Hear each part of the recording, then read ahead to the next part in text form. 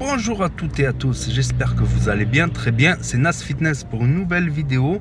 Et là, je voulais parler des diètes. En fait, des diètes strictes, des diètes calculées et des diètes flexibles.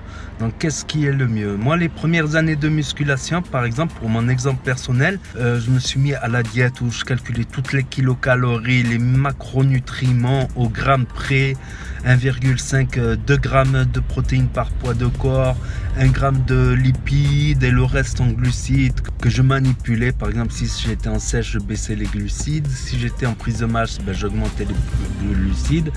Et le choix des aliments, tout ça, je devenais tellement strict que je mangeais tous les jours la même chose, riz, poulet, haricots verts. Et les haricots verts, je les pesais au gramme près. À l'haricot vert, s'il y avait 1 gramme de trop, j'enlevais un haricot vert. Ma parole, comme j'ai dit, ça m'a valu des bons résultats en sèche, par exemple. En sèche, ça m'a valu des très bons résultats. Mais après, en prise de masse, tout ça, au bout d'un moment, quand on commence à se démotiver, tout ça, ça commence à être dur de tenir une diète, de se priver des choses qu'on aime, même si c'est pas le top du top en nutrition. Mais comme a dit Julien Caglierini, la bonne diète, la meilleure diète, c'est celle que tu arriveras à tenir sur le plus long terme. Donc avec un peu plus de flexibilité, il y a le petit écart, un petit écart ou deux par semaine.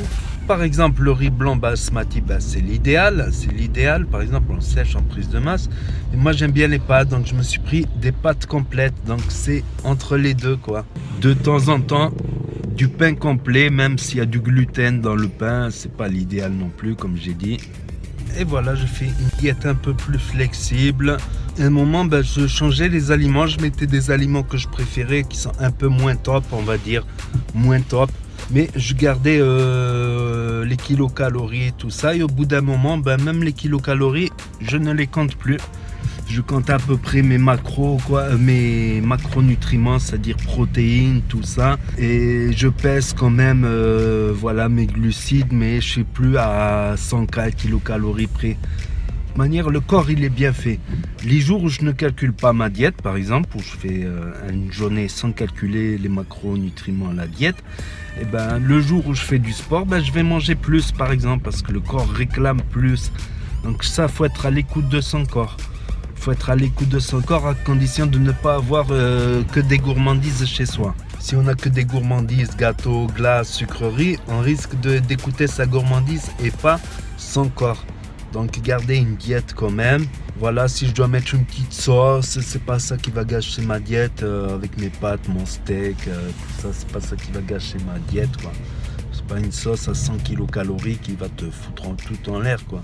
C'est la globalité, c'est être régulier surtout. Voilà, c'est ce que je pense moi. Après, oui, si on fait une sèche de compétition, qu'on a une compétition, tout ça, c'est normal de calculer ses kilocalories au gramme près. Ou si on stagne, qu'on n'arrive plus à évoluer dans sa sèche et tout ça, ou qu'on prend trop de gras, oui, il faut faire attention. Comme là, j'ai pris 1 centimètre alors que 1 centimètre de tour de ventre, alors que j'ai pas forcément pris de poids. Donc je vais revenir à une diète un peu plus calculée, on va dire, sans non plus tomber dans l'extrême de la diète de sèche de compétition, vu que je fais pas de la compétition non plus. Donc voilà, on peut progresser, on peut évoluer, surtout au début quand on commence la musculation. Et si on stagne, tout ça, on peut essayer les diètes calculées, les diètes au carré, les aliments perfects, les aliments parfaits. Mais ça sera beaucoup plus dur à tenir dans le temps, quoi.